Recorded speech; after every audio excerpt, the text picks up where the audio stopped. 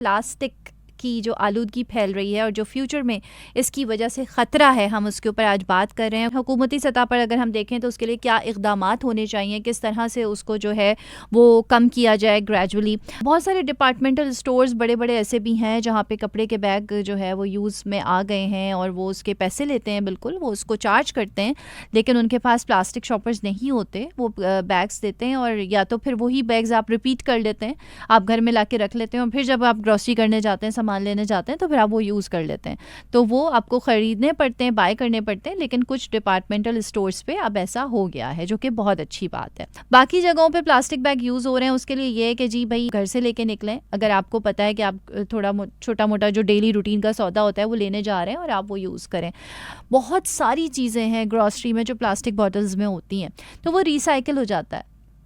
तो ये जो रीसाइकिल का प्रोसेस है ऑब्वियसली ये हमारे लिए फ़ायदेमंद है। तो अगर हम वो सारी प्लास्टिक की बॉटल्स जो हैं वो रीसाइकलिंग में दे दें, या एटलीस्ट आप ऐसा कर लें कि आप अपने घर में कोई एक बैग बना लें जिसमें वो सारी प्लास्टिक की बॉटल्स आप जमा करते जाएं और उसको फिर एक साथ आप कहीं पे डंप कर दें, किसी को दे दें। मतलब वो प्लास्टिक बेचते भी हैं, जब अगर आपके घर में मेड्स आ रही हैं आप उनको दे दें तो वो जाके उसको फिर बेच देती हैं और फिर वो प्रॉपर रिसाइकल हो जाता है, क्योंकि वो उसी तरह से फिर बिकता है अलग अलग सेपरेट होके। तो ये आपने थोड़ा थोड़ा अपनी ज़िंदगी में ख़ुद इस चीज़ को लेकर आना है। किस तरह से लेकर आना है, छोटी छोटी चीज़ें करके, जैसे बताया कि घर से जी आप बैग ले जाएं, डिपार्टमेंटल स्टोर्स पे जाएं तो वहाँ पे ख़रीद लें और उसको बार बार यूज़ कर लें जब तक वो फट नहीं जाता।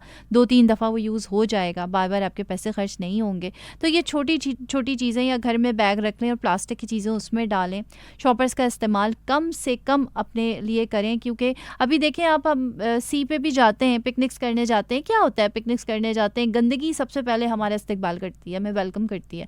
इतना कूड़ा, इतना गंद, पानी आगे का आप देखें काला हो रहा होता है, इतना कचरा उसमें जा रहा है, इतनी प्लास्टिक्स उसमें जा रही हैं। हमारे पास समंदर है, लोग हमें कहते हैं जी कराची में तो समंदर है, उस समंदर का हाल क्या हो रहा है आप ये तो देखिए।